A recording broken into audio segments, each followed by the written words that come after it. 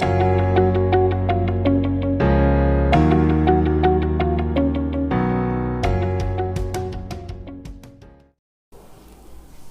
Friends, welcome to GK 2020। देखिए, नेपाल और भारत हमेशा से ही पड़ोसी मित्र देश रहे हैं, पर अभी की हालिया घटनाओं के कारण भारत और नेपाल के संबंध में कड़वाहट आ गई है। इस कारण से नेपाल सुर्खियों में बना हुआ है और इसी कारण से नेपाल से जुड़े जितने भी इम्पोर्टेंट प्रश्न होते हैं वो सारे एग्ज़ाम के लिए काफ़ी इम्पोर्टेंट हो जाते हैं। तो इस वीडियो में 50 इम्पोर्टेंट क्वेश्चन जो नेपाल से संबंधित है उनको मैंने शामिल किया है। इन सारे क्वेश्चन को मैंने 1 लाइन के फॉर्म में किया हुआ है। इसके अलावा वीडियो के अंत में MCQ मॉक टेस्ट भी मैं स्टार्ट करूंगा, तो उसे आप ज़रूर अटैम्प्ट करें। तो चलिए वीडियो शुरू करते हैं। पहला पॉइंट है कि नेपाल एक गणतंत्र और धर्मनिरपेक्ष राष्ट्र है। तो पहला जो पॉइंट है वो क्या है? नेपाल एक गणतंत्र और धर्मनिरपेक्ष राष्ट्र है। इससे पहले नेपाल जो है, नेपाल में राजतंत्र हुआ करता था। यहाँ मतलब राजा का राज्य हुआ करता था और नेपाल जो है एक हिंदू राष्ट्र के नाम से जाना जाता था। लेकिन अब नेपाल जो है एक धर्मनिरपेक्ष राष्ट्र के नाम से जाना जाता है। अगला जो पॉइंट है, नेपाल की राजधानी काठमांडू है। नेपाल की राजधानी कहाँ है? काठमांडू है। आपको बता दूं कि अगर एग्जाम में पूछा जाए कि प्राचीन काल में नेपाल की राजधानी कहाँ थी, तो नेपाल की राजधानी भक्तपुर में थी। अगला जो पॉइंट है वो है नेपाल की राजभाषा क्या है? तो नेपाल की राजभाषा नेपाली है। नेपाल की राजभाषा नेपाली है। नेपाली के अलावा नेपाल में मैथिली भाषा बहुत ज़्यादा संख्या में बोली जाती है। अगला पॉइंट है, नेपाल का राष्ट्रीय गान प्रदीप कुमार ने लिखा है। नेपाल का राष्ट्रीय गान प्रदीप कुमार ने लिखा है। आपको बता दूं, प्रदीप कुमार को ही पूरा नाम जो है प्रदीप कुमार राय है। ठीक है। अगला जो पॉइंट है वो है, नेपाल में संविधान 20 सितंबर 2015 को लागू हुआ था और 20 सितंबर 2015 से ही नेपाल जो है क्या हो गया? एक गणतंत्र राष्ट्र घोषित किया गया। अगला पॉइंट है कि नेपाल की संसद का नाम राष्ट्रीय पंचायत है। याद रखिएगा, बहुत ही इंपॉर्टेंट क्वेश्चन है कि नेपाल की संसद का नाम राष्ट्रीय पंचायत है। अगला पॉइंट है कि नेपाल की संसद में कुल सीटों की संख्या 343 है। अगला जो पॉइंट है, नेपाल की संसद का उच्च सदन नेशनल असेंबली है। जिस प्रकार से हमारे देश भारत का उच्च सदन जो है, संसद का उच्च सदन राज्यसभा है, उसी प्रकार से नेपाल की संसद का उच्च सदन जो है वो नेशनल असेंबली है। अगला पॉइंट है, नेपाल की संसद का निम्न सदन हाउस ऑफ रिप्रेजेंटेटिव है। जिस प्रकार से भारत का निम्न सदन लोकसभा है, उसी प्रकार से नेपाल की संसद का जो है निम्न सदन हाउस ऑफ रिप्रेजेंटेटिव है। अगला पॉइंट है, नेपाल में कुल 7 प्रांत हैं। 7 प्रांत हैं। जिस प्रकार से भारत में राज्य हैं, उसी प्रकार से नेपाल में कुल 7 प्रांत हैं। तो कह सकते हैं कि नेपाल में कुल 7 स्टेट हैं, मतलब राज्य हैं। ठीक है। तो अगर क्वेश्चन पूछा जाए कि नेपाल में कुल कितने राज्य हैं, तो 7 राज्य हैं। अगला पॉइंट है, नेपाल के पहले राजा जो हैं वो पृथ्वी नारायण सिंह थे। नेपाल के जो पहले राजा कौन थे? वो पृथ्वी नारायण सिंह थे। अगला पॉइंट है कि वीर विक्रम सहदेव नेपाल के आखिरी राजा थे जो 2008 में अपने पद से मुक्त हुए थे। तो वीर विक्रम सहदेव, इनका जो पूरा नाम है वो था ज्ञानेंद्र वीर विक्रम सहदेव, जो नेपाल के अंतिम राजा थे। अगला जो पॉइंट है वो है, नेपाल के पहले राष्ट्रपति रामवरण यादव थे। नेपाल के जो पहले राष्ट्रपति बने हैं वो कौन बने थे? रामवरण यादव। अगला पॉइंट है, नेपाल के प्रथम प्रधानमंत्री PV कोइराला थे। ठीक है, याद रखिएगा, इंपॉर्टेंट क्वेश्चन है कि नेपाल के पहले प्रधानमंत्री PV कोइराला थे। अगला पॉइंट है, वर्तमान में नेपाल के राष्ट्रपति विद्यादेवी भंडारी हैं। नेपाल में जो अभी वर्तमान में राष्ट्रपति है वो कौन है? विद्यादेवी भंडारी, और यह नेपाल की पहली महिला राष्ट्रपति भी हैं। अगला पॉइंट है कि वर्तमान में नेपाल के प्रधानमंत्री खड़ग प्रसाद ओली हैं। खड़ग प्रसाद ओली को ही हम लोग शॉर्ट फॉर्म में KP ओली के नाम से जानते हैं। अगला पॉइंट है, नेपाल को 2006 में धर्मनिरपेक्ष और 2008 में गणतंत्र राष्ट्र घोषित किया गया था। याद रखिएगा, 2006 में सेक्युलर घोषित किया गया और 2008 में यह रिपब्लिक हुआ था। रिपब्लिक मतलब गणतंत्र घोषित किया गया। अगला पॉइंट है कि यूपी नेपाल के साथ सबसे लंबी सीमा साझा करता है। तो याद रखिएगा कि नेपाल के साथ भारत की कौन सा राज्य सबसे लंबी सीमा साझा करता है? तो वो है उत्तर प्रदेश। अगला पॉइंट है कि नेपाल के 85% नागरिक हिंदू धर्म को मानने वाले हैं, इसीलिए इसे पहले हिंदू राष्ट्र के नाम से जाना जाता था, क्योंकि नेपाल की जो 85% जनसंख्या है वो हिंदू राष्ट्र को मानने वाली है। इसके अलावा आपको बता दूं, हिंदू राष्ट्र के अलावा यहाँ बौद्ध धर्म को मानने वालों की भी संख्या बहुत ही ज़्यादा है। यहाँ करीब 9% बौद्ध धर्म को मानने वाले लोग हैं। अगला जो पॉइंट है वो है पशुपतिनाथ मंदिर, गोसाई कुंड और मुक्तिनाथ का प्रसिद्ध मंदिर नेपाल में स्थित है। तो एग्जाम में क्वेश्चन पूछ सकता है कि मुक्तिनाथ मंदिर, गोसाई कुंड या फिर पशुपतिनाथ मंदिर किस देश में अवस्थित है? आंसर होगा नेपाल। अगला पॉइंट है नेपाल का कैलेंडर विक्रम संवत पर आधारित है। किस संवत पर आधारित है? विक्रम संवत। पूरी दुनिया में जो है जो कैलेंडर चलता है वो ग्रिगोरियन कैलेंडर है, और विक्रम संवत जो है ग्रिगोरियन कैलेंडर से तो कुल मिलाकर के 57 ईयर्स जो है आगे चलता है। तो इस हिसाब से नेपाल में इस वक्त अभी 2077 का वर्ष चल रहा है। तो नेपाल अभी क्या हो रहा है? भविष्य में एक तरह से कह सकते हैं कि अभी भविष्य में जी रहा है। तो आपको याद रखना है कि विक्रम संवत जो है ग्रिगोरियन कैलेंडर से कितना वर्ष आगे है? तो 57 वर्ष आगे है। भारत में कौन सा संवत चलता है? तो भारत में शक संवत चलता है। शक संवत जो है ग्रिगोरियन कैलेंडर से 78 वर्ष पीछे है, और इसी कारण से भारत में इस अभी 1942 का वर्ष चल रहा है। कितना? 1942 का वर्ष। तो याद रखिएगा, इंपॉर्टेंट क्वेश्चन है। अगला पॉइंट है कि नेपाल का राष्ट्रीय पशु गाय है। नेपाल का राष्ट्रीय पशु क्या है? गाय है। और गाय को अगर नेपाल में कोई मारता है तो वहाँ उसे 12 वर्षों की कठोर कारावास की सजा सुनाई जाती है। अगला पॉइंट है गौतम बुद्ध का जन्म कपिलवस्तु के लुम्बिनी नामक स्थान में 623 ईसा पूर्व में हुआ था। तो याद रखिएगा, इंपॉर्टेंट क्वेश्चन है कि गौतम बुद्ध का जन्म कहाँ? नेपाल के कपिलवस्तु के लुम्बिनी नामक स्थान में 623 में हुआ था। अगला पॉइंट है नेपाल में साप्ताहिक अवकाश शनिवार को होता है। पूरी दुनिया में साप्ताहिक अवकाश जो है रविवार को मनाया जाता है, जबकि नेपाल में साप्ताहिक अवकाश शनिवार को मनाया जाता है। अगला पॉइंट है कि नेपाल एकमात्र ऐसा देश है जिसका राष्ट्रीय ध्वज का आकार त्रिभुजाकार है। कैसा है? त्रिभुजाकार। जितने भी देश हैं उन सारे का जो ध्वज है उनका आकार जो है वो या तो स्क्वायर शेप में है या फिर रेक्टेंगुलर, मैक्सिमम का रेक्टेंगुलर शेप में ही है। लेकिन नेपाल एकमात्र देश ऐसा है जिनके ध्वज का जो आकार है वो त्रिभुजाकार है। कैसा है? त्रिभुजाकार है। और इस त्रिभुजाकार झंडे में जो है ऊपर में चांद का, मून का चित्र बना हुआ है, ठीक है, और नीचे में जो है सूर्य का चित्र बना हुआ है। तो ये मून जो है आपके बौद्ध धर्म को प्रदर्शित करता है और यह सूर्य जो है हिंदू धर्म को प्रदर्शित करता है। अगला जो पॉइंट है वो है नेपाल अपनी स्वतंत्रता दिवस नहीं मनाता है। ठीक है, नेपाल अपनी स्वतंत्रता को नहीं मनाने वाले देशों की श्रेणी में शामिल है। अब स्वतंत्रता इसलिए नहीं मनाता है क्योंकि नेपाल कभी किसी का गुलाम हुआ ही नहीं। जब गुलाम ही नहीं हुआ तो ये स्वतंत्र कभी हुआ ही नहीं। तो नेपाल एकमात्र ऐसा देश है जो कि स्वतंत्रता दिवस नहीं मनाता। इसके अलावा कुछ और भी ऐसे देश हैं जो कभी भी अपनी स्वतंत्रता दिवस नहीं मनाते, जैसे ब्रिटेन, रसिया और आपके फ्रांस। ये भी ऐसे देश हैं जो कभी किसी के गुलाम नहीं हुए थे, इसीलिए ये भी अपनी स्वतंत्रता दिवस नहीं मनाते हैं।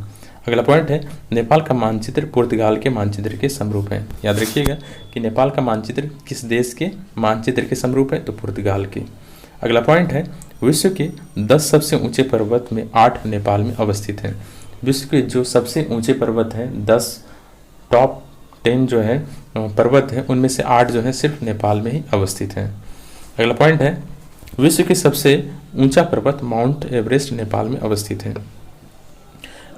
माउंट एवरेस्ट जो है नेपाल में अवस्थित है। ठीक है, अगर आपको पता है कि माउंट एवरेस्ट की ऊंचाई कितनी है तो आप कमेंट बॉक्स में जरूर कमेंट करें। अगला पॉइंट है विश्व की सबसे ऊंची झील तिलोची झील है, जिसकी ऊंचाई जो है वो 4919 मीटर है। सर्वाधिक ऊंचाई पर झील है, मतलब पहाड़ पर एक तरह से कह सकते हैं ये झील है। सर्वाधिक ऊंचाई पर झील कौन सी है? तो तिलोची झील, जो कि नेपाल में अवस्थित है। याद रखिएगा, इंपॉर्टेंट क्वेश्चन है। अगला प्रश्न है, अगला पॉइंट जो है वो है एलिफेंट पोलो खेल की शुरुआत नेपाल देश में हुई थी। भारत में जो खेला जाता था चौगान जो कहते थे या पोलो कहते थे, जिससे गिर करके जो कुतुबुद्दीन की मृत्यु हुई थी, वो घोड़े पर खेला जाता है। पूरी दुनिया में घोड़े पर खेला जाता है, लेकिन एलिफेंट पोलो का जो शुरुआत या खेल खेला जाता था वो नेपाल देश में खेला जाता था। ठीक है, अगला जो पॉइंट है वो है नेपाल का राष्ट्रीय खेल वॉलीबॉल है। नेपाल का राष्ट्रीय खेल क्या है? वॉलीबॉल है, याद रखिएगा, इंपॉर्टेंट क्वेश्चन है। अगला जो पॉइंट है वो नेपाल का सबसे प्रचलित खेल फुटबॉल है। जिस प्रकार से भारत का जो राष्ट्रीय खेल है वो हॉकी है, लेकिन भारत में सबसे ज़्यादा प्रचलित क्या है? क्रिकेट है। उसी प्रकार से वॉलीबॉल तो वहाँ का राष्ट्रीय खेल है, लेकिन सबसे प्रचलित खेल फुटबॉल है। अगला पॉइंट है नेपाल का एकमात्र अंतर्राष्ट्रीय स्टेडियम दशरथ रंगशाला स्टेडियम है। तो क्वेश्चन पूछ सकता है कि नेपाल का एकमात्र अंतर्राष्ट्रीय स्टेडियम कौन सा है? तो आंसर होगा दशरथ रंगशाला स्टेडियम। अगला पॉइंट है नेपाल में रेलवे की कुल लंबाई मात्र 59 किलोमीटर है, मात्र 59 किलोमीटर है। अगला पॉइंट है काठमांडू के 7 स्थल यूनेस्को की विश्व धरोहर की सूची में शामिल है। काठमांडू में 7 स्थल ऐसे हैं जो कि यूनेस्को की विश्व धरोहर सूची में क्या है? शामिल है। अगला पॉइंट है सार्क का मुख्यालय काठमांडू में है। सार्क का मुख्यालय कहाँ है? तो काठमांडू में है। सार्क का जो फुल फॉर्म होता है वो होता है South Asian Association for Regional Corporation. ठीक है, याद रखिएगा, South Asian Association for Regional corporation.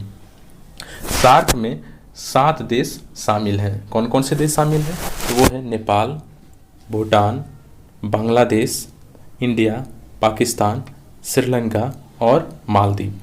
आप इसको याद करने का सबसे आसान तरीका है कि भारत के जितने भी पड़ोसी देश हैं उन सभी को शामिल कर लीजिए, म्यांमार को छोड़कर, और मालदीव को ऐड कर लीजिए। वो सारे देश आ जाएंगे, जैसे कि बांग्लादेश, भूटान, इंडिया, पाकिस्तान, श्रीलंका। म्यांमार को छोड़ के सिर्फ आपको मालदीव को ऐड करना होगा।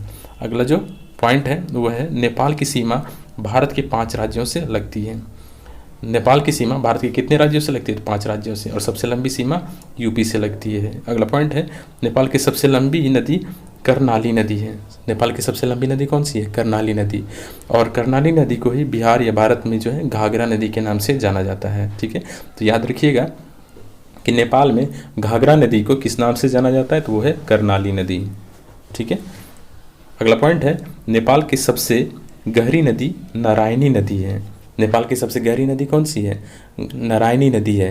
और नारायणी नदी को ही भारत में जो है गंडक नदी के नाम से जाना जाता है। तो याद रखिएगा कि घाघरा नदी को कर्णाली नदी के नाम से जाना जाता है, जबकि नारायणी नदी को गंडक नदी के नाम से जाना जाता है। ठीक है, तो गंडक, नारायणी, कर्णाली हो गया आपका घाघरा। अगला पॉइंट है नेपाल की सबसे बड़ी नदी कोसी नदी है।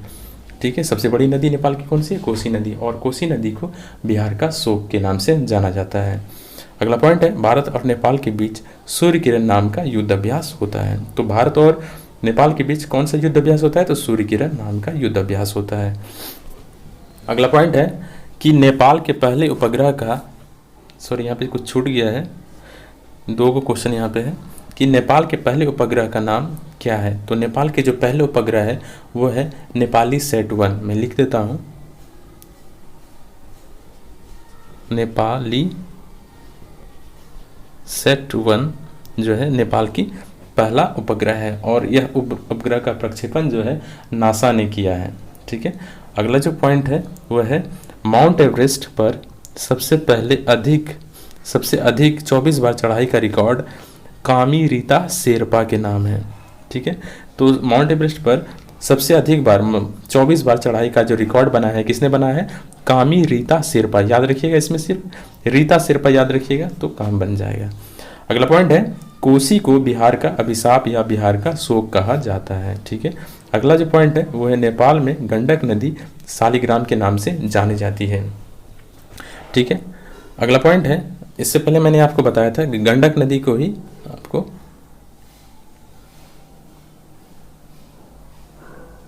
अगला पॉइंट है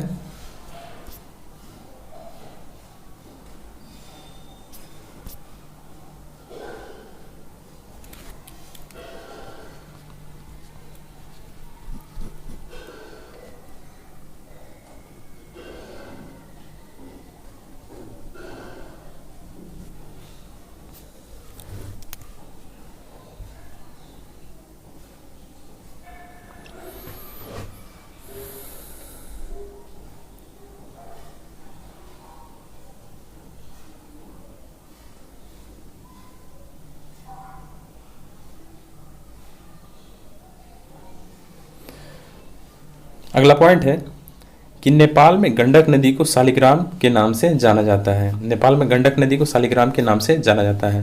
अगला पॉइंट है कि नेपाल के मैदानी भाग में गंडक नदी को नारायणी नदी के नाम से जाना जाता है। तो गंडक नदी जब आपके मैदानी भाग में प्रवेश करती है तो इसे नारायणी और ऐसे इसे शालिग्राम के नाम से जाना जाता है। कहाँ? नेपाल में। तो याद रखिएगा कि गंडक नदी को नेपाल में 2 नामों से जाना जाता है, पहला है शालिग्राम और दूसरा है नारायणी। जब यह मैदानी भाग में प्रवेश करती है तो नारायणी के नाम से जानी जाती है, और जब यह ऐसे नेपाल में बहती है तो उस समय शालिग्राम के नाम से जानी जाती है।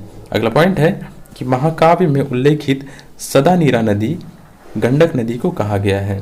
तो क्वेश्चन पूछ सकता है कि महाकाव्य में उल्लेखित सदा नीरा नदी किस नदी को उल्लेखित करती है? तो वो होगा, आंसर होगा गंडक नदी।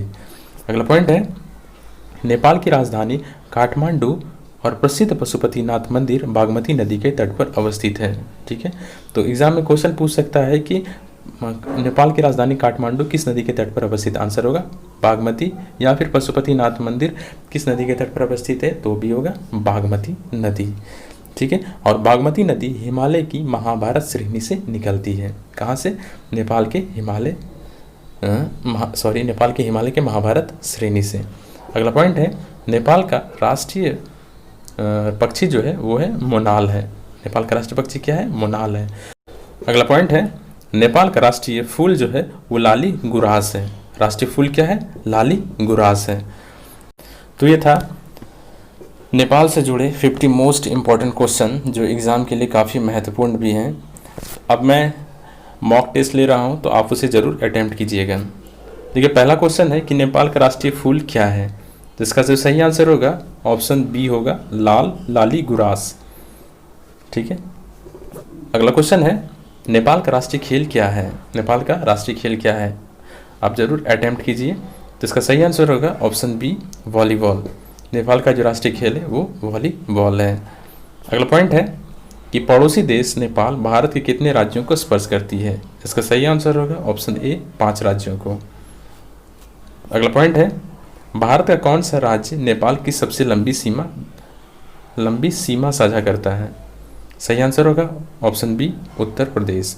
उत्तर प्रदेश भारत का